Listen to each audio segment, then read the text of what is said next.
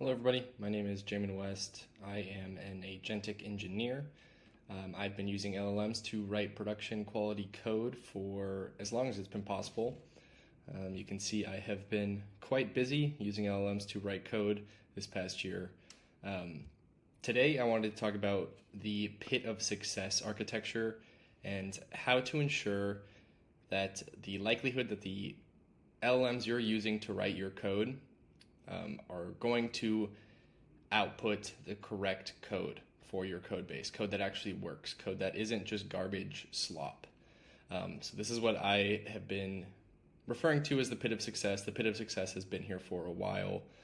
Essentially, at a high level, what the pit of success refers to is making sure that it's easiest to do the right thing as opposed to easy to do the wrong thing. So I'm going to show a live developer session of me writing some code using Claude Code.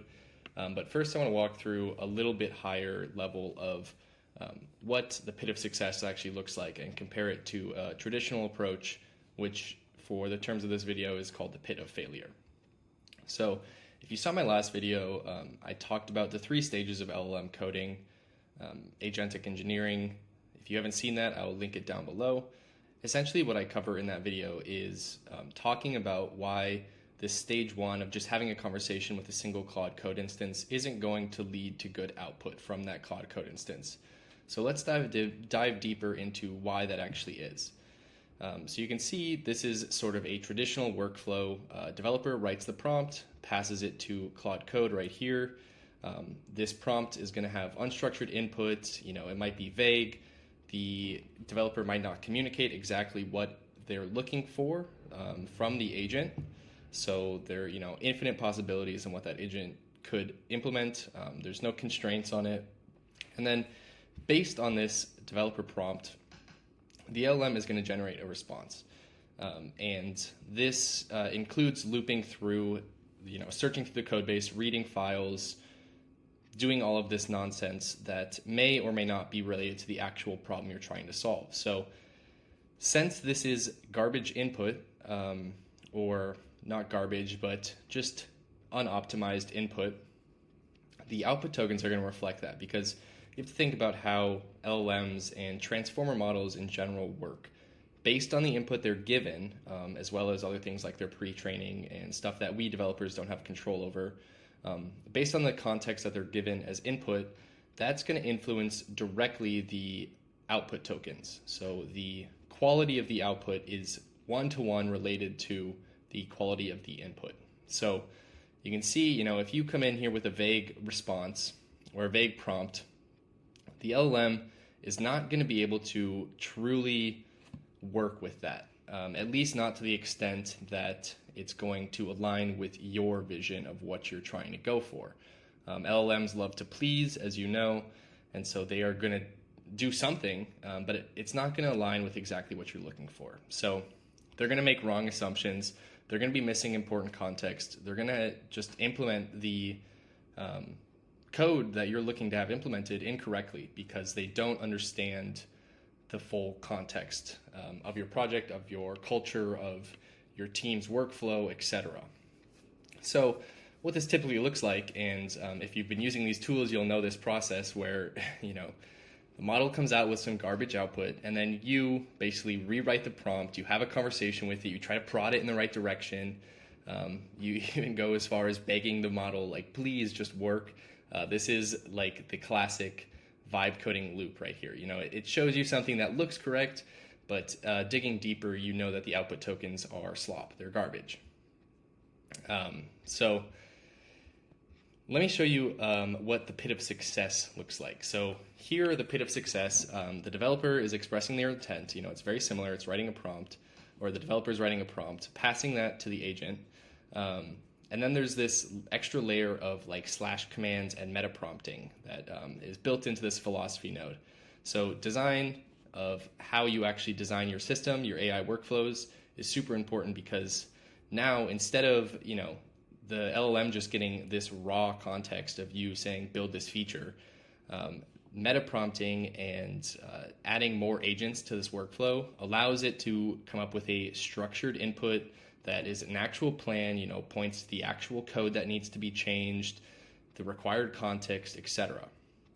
Then the LLM will generate a response based on this very high quality input. And again, I'll break down how this actually looks like in code, but essentially, if you have an LLM writing a meta prompt that is doing all of this discovery and searching and intent alignment, you're going to have a much better response from the actual agent responsible for implementing it.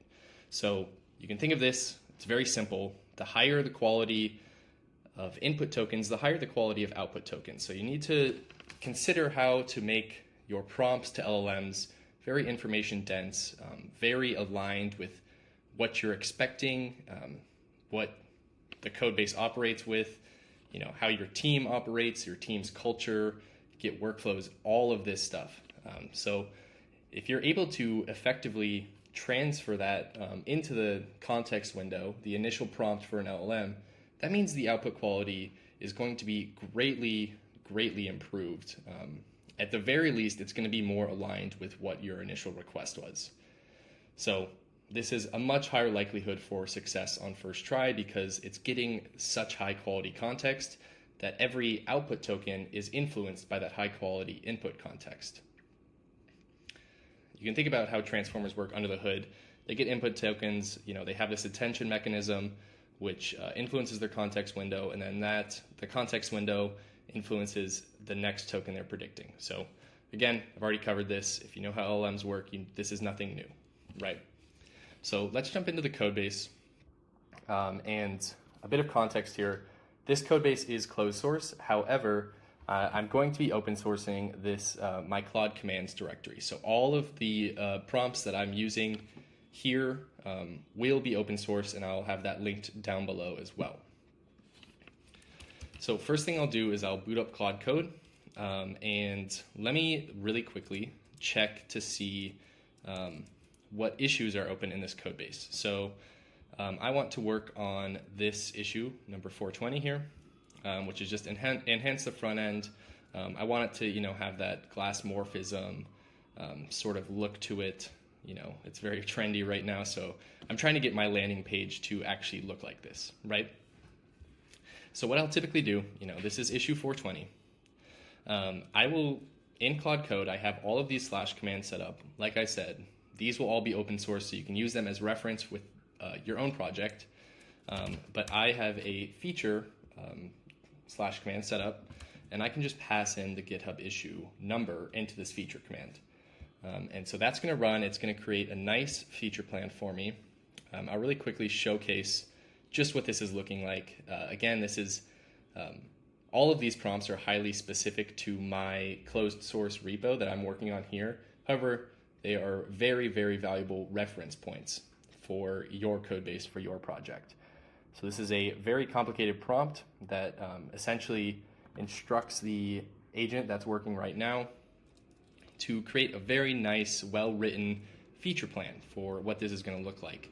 And I've even included in the issue context that this agent should ask me what I'm looking for in terms of design. So hopefully it's going to come back with some questions here before it makes a full feature plan. But if not, it's no big deal.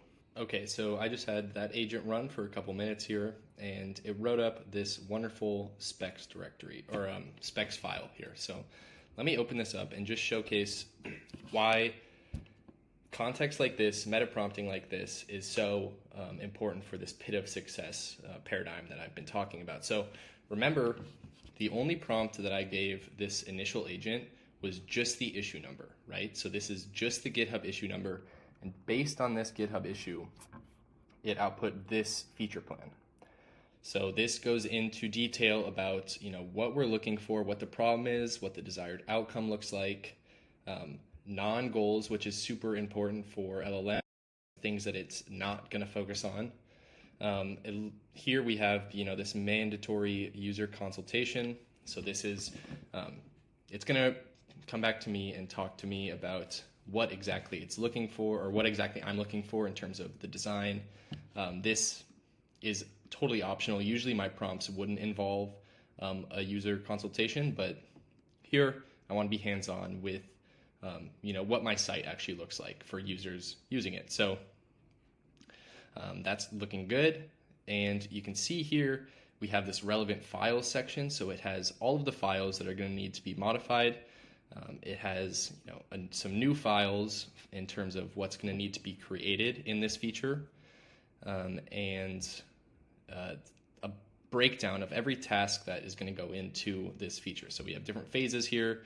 Again, if you've used Claude Code, you know it loves the word phase, but these are actually important. These timelines, of course, are just Claude being Claude. These aren't realistic. And it has step-by-step tasks. So going through exactly what each task looks like, the order in which the next agent, the implementation agent, will actually need to process this prompt, what needs to change first so that other things can get unblocked and changed after. This is, again, a super, super detailed prompt that goes through exact code lines, every file that it needs to edit.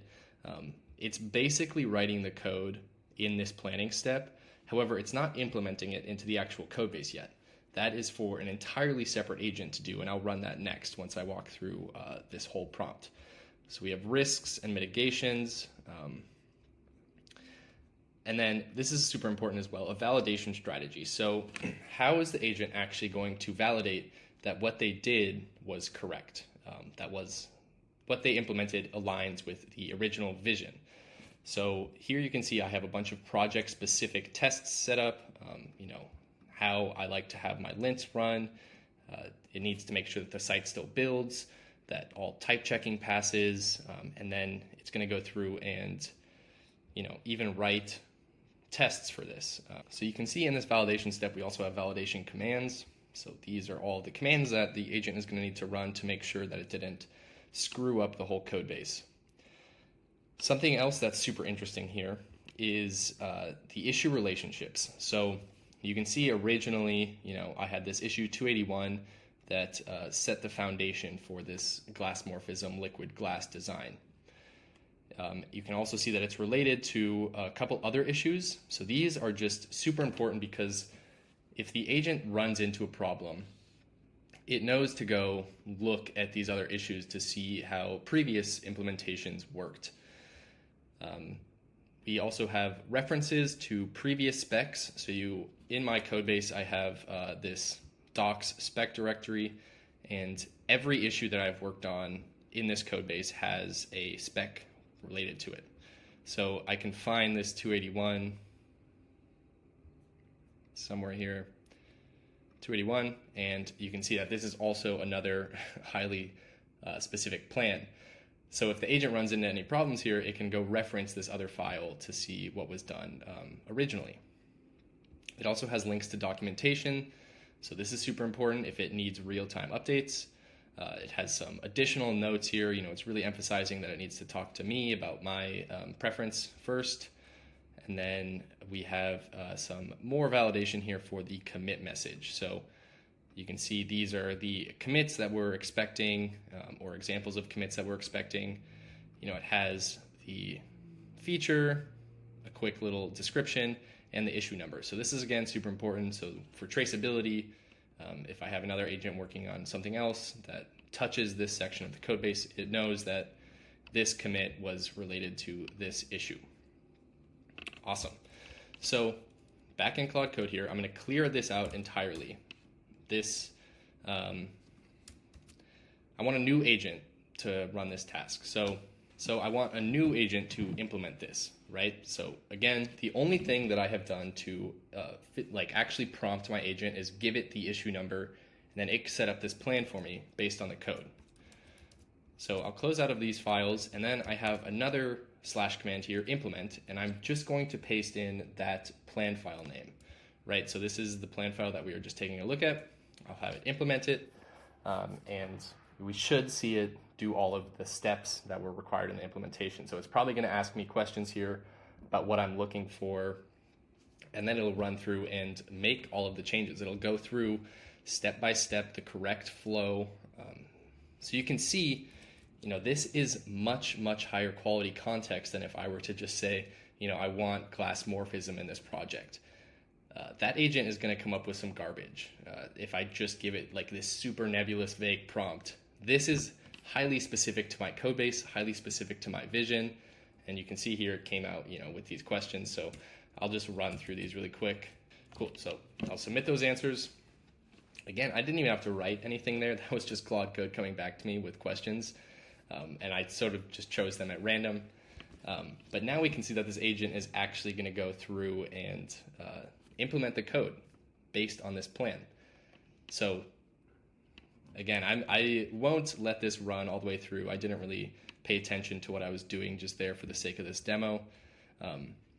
But that's how easy it is. This is me. Here it goes. It's implementing code. I'm sure this code's going to work. I'm highly confident that the prompts that it wrote are correct and going to be very aligned with this code base. So again, talking about the pit of success, this input that was just given to the agent is going to result in much, much higher quality output from that same agent. If I were to, again, just go in and say, I want glass morphism, let's talk about how to do this, and then that single agent is doing all this exploration, it's doing all of this code searching for me in that single session, and then I try to make that agent also pivot to implementing it, it's going to just be pulling context from places that aren't correct. It's going to be very confidently saying, hey, I did this thing perfectly, but it's just not true because the context that you're giving it is just low quality. It's just quite simply bad context. So you're going to get bad output. Again, the pit of success, the better the input, the better the output. That's as simple as it gets. So I will let this run. I'm not going to let this run for the whole video. But like I said, I will open source this whole Claude directory here so that you can go take a look at the / commands that I'm running in my repository. You won't have access to any of the code, but you will have access to the patterns that I'm using, all of the different / commands that I'm using in my personal repo. And you can take a look and use them as inspiration for your project. So hopefully you found some value in this. Hopefully you can start thinking about how to improve the meta prompts that you're passing to your agents, how to improve the context you're giving your agents in order to get better output from your agents. Again, my name is Jamin West. Feel free to connect with me on LinkedIn or subscribe, like the video. I really appreciate you watching. There's a ton of new people watching this channel, so thank you for that. I'm planning on making a ton more videos like this, so please stay tuned, and thank you again.